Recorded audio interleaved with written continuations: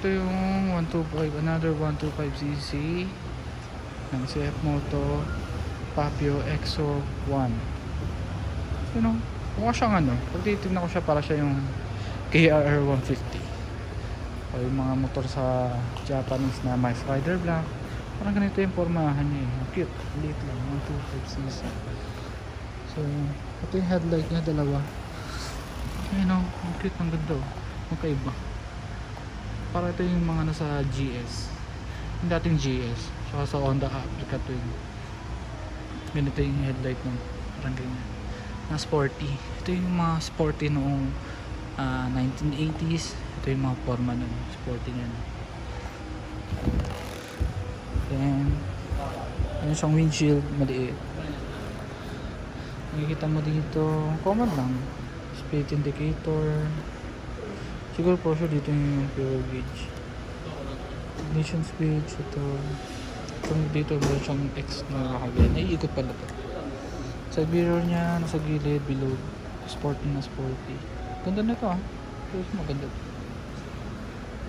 Yung clutch niya, matigas yung clutch niya para sa 125. So maganda yung paint niya, makinis. So ito, ganda ng ano niya, sticker niya dito, parang games. Ito yung graphics, so, parang sa mga Contra, alam niyo yun, mga 90s games, Contra. Ganda rin ito. Ayan o, compact siya kung tutusin.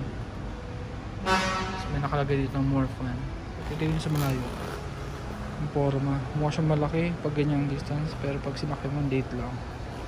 Tapos pagdating sa upuan, ito yung upuan niya, hiwalay.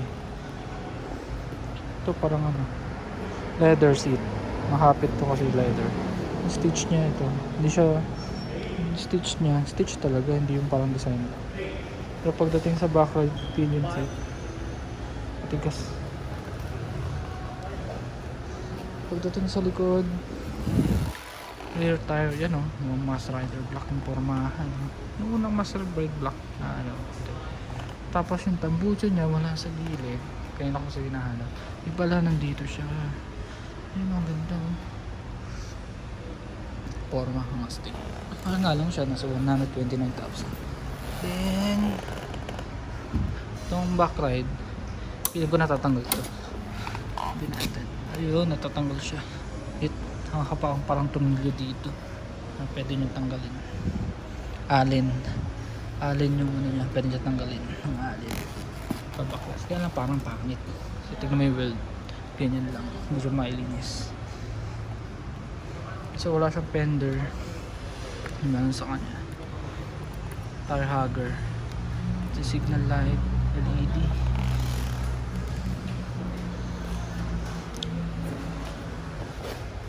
Sa kabilang side, makikita natin dito dumaan yung tambucho. Ito yung cover. So ang forma niya, yun ito, yun yung style niya. Dito yung dumaan yung tambucho. Pag ano, kumbuta rito. Wala ito yung dumaan dyan. So kasi dito yung tambucho niya. Pakanang back rider ito, more common nakita ko sa mga Honda na motor.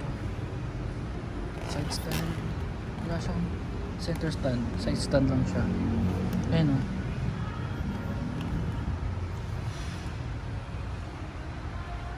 ganda, gaan, lightweight.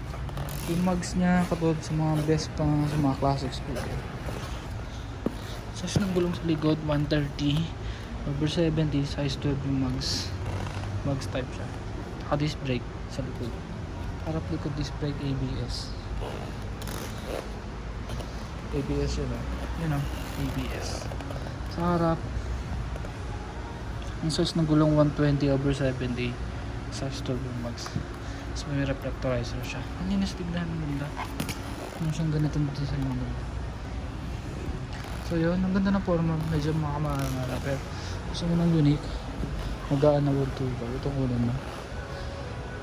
So this is Sneak Ride safe. Ciao.